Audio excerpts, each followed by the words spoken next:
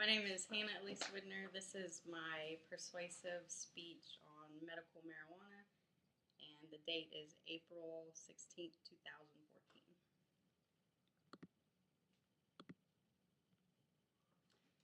Imagine living your whole life being told something is bad when it is really good. A controversial topic in today's world is medical marijuana.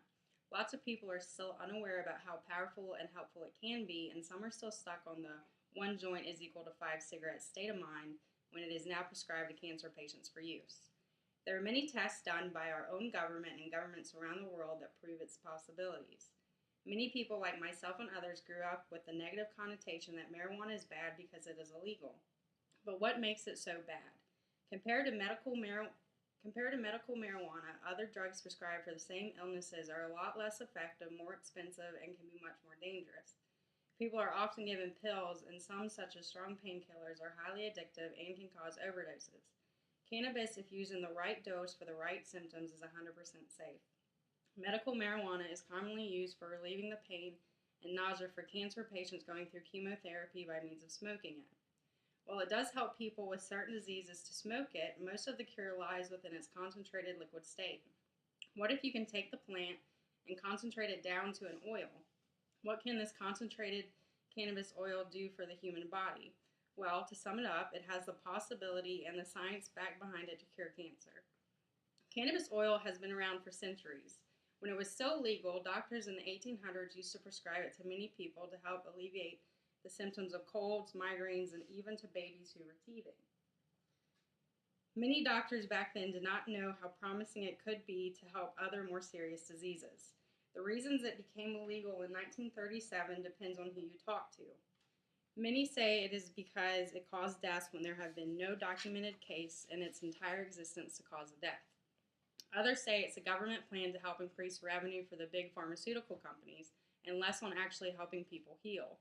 By the 1970s, the government labeled it a Class 1 substance, claiming it had no medicinal value, even though during this time there were studies done to see how cancer reacts to cannabinoids. In 1975, in the Journal of the National Cancer Institute, which showed that THC slowed the growth of lung cancer, breast cancer, and a virus-induced leukemia in rats, titled Anti-Neoplastic Activity of Cannabinoids. This study was funded by the U.S. National Institute of Health and performed by researchers at the Medical College of Virginia. Despite the promising results, no further research was made, and the study has essentially disappeared from the scientific literature. In 1994, another study was done in which THC may help protect against malignant cancers and was buried by the U.S. government. The $2 million study, which was funded by the U.S. Department of Health and Human Services, wanted to show that large doses of THC produce cancers in rats. Instead, researchers found that the massive doses of THC had a positive effect, actually slowing the growth of stomach cancers. The rats given THC lived longer than the non-exposed group. The study was unpublished for years until it was leaked to the media in the late 90s. Regardless of why the government decided to hide the results of the test a decade ago, more recently there are many government articles proving the reality that cannabis does indeed cure cancer. First, we need to break down what exactly is concentrated cannabis oil made out of. Primarily, it is made out of the cannabinoids like THC, which is the main psychoactive ingredient, and CBD, which is cannabidiol, the major non-psychotropic cannabinoid that has been extracted out of the plant. Cannabidiol has shown anti-epileptic, anti-inflammatory, anti-emetic, muscle-relaxing, neuroprotective, and antipsychotic activity and reduces the psychoactive effects of THC.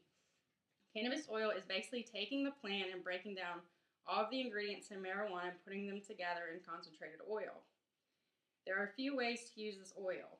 You can apply it topically to skin cancer, orally ingest it, or have it vaporize into the lungs.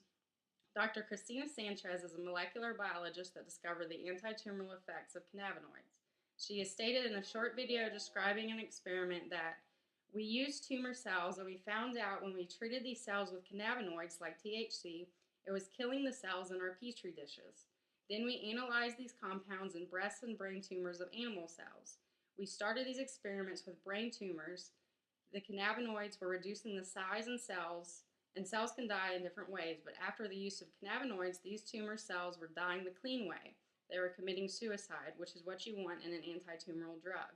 One of the advantages would be that they target specifically tumor cells and has no toxic effect on non-tumoral cells. So how exactly does this cannabis oil work so well within our bodies? Have any of you ever heard of the endocannabinoid system, also known as ECS? Well, you should have. It's a system that has been part of your body for your entire life. It was discovered in the 1980s that helps regulate energy intake, metabolic processes, and storage of nutrients. The endocannabinoid system is a homeostatic regulator, meaning whatever disease you have, there is a biochemical imbalance, and this system is trying to restore this balance. Cannabinoid receptors recognize THC and other cannabinoids and trigger cell responses. It uses CB1 receptors, which are found in the brain, the small intestines, muscle, and adipose tissues. The Cancer Center at the University of Texas did some research with these receptors and what would happen if they turned them completely off. They found that when these CB1 receptors were shut down in mice with colon cancer, that the tumors grew substantially. Dr. Raymond Dubois noted in his scientific peer-reviewed article that cannabinoids previously had been shown to kill cancer cells in lab experiments by including apoptosis, which is programmed cell death. The team confirmed the role of CB1 in apoptosis, showing that tumor cells with high CB1 expression were sensitive to apoptosis when treated by a cannabinoid agonist. Cell lines with silent CB1 resisted cell death. The study was funded by the National Cancer Institute and the National Colorectal Cancer Research Alliance. Another study published in the July 2012 edition of the medical journal Blood, which found that THC and other cannabinoids produced programmed cell death in different varieties of human leukemia and lymphoma cell lines, thereby destroying the cancerous cells but leaving other cells unarmed. A study published in the January 2003 edition of the Journal of the Federation of American Societies for Experimental Biology showed that cannabinoids reduced the formation of blood vessels in malignant cancers in mice. This effect reduced the blood supply to the cancer. Cannabinoids not only make cancerous cells commit suicide, they also cut off the blood supply to stop the tumor from growing. Many people are opting for concentrated cannabis oils to help treat their cancers. Christina Marie is one of them. She was diagnosed with an inoperable brain tumor in her early 20s. The doctors explained that she, even with chemotherapy, will not make it to 30 years old. She thought of this as more of like a death sentence and refused the doctor's orders and went a different route, to cannabis oil. She has many videos on YouTube talking of her journey and how her brain tumors have shrunk and is in remission. Another story is that of an 8-month-old who had been given cannabis oil for an inoperable brain tumor.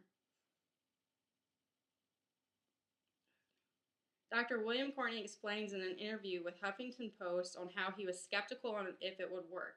He explains how the baby avoided the horrific long-term effects of chemotherapy and that cannabis oil should be the frontline defense for children with cancer. He also provided an MRI of the baby's tumor and how it has disappeared in only 8 months. There are many .gov peer-reviewed scientific articles available online for anyone and everyone to read on how cannabinoids kill cancer cells. I will list most of them on my Works Cited page so you can read their credibility. Harvard University has also completed experiments concluding that cannabinoids have anti-tumoral and anti-cancerous properties. I provided scientific articles for you to read, experiments, and even human experiments with promising results. Before you are to dismiss this credibility because you have already made up your mind, I invite you to explore, to open your mind and see marijuana in a positive light instead of a negative one. While it has other benefits for other diseases, to me, cancer is one of the most detrimental diseases that can be helped if more people would open up to this method. It is not bad. Many people believe it to be bad because they do not know of the scientific evidence in other countries, as well as our own proving its medical properties. The evidence is surfacing and more people are becoming interested in cannabis curing their or their loved one's cancer. There is a natural cure for cancer and could help millions of people if others would just open their minds to it.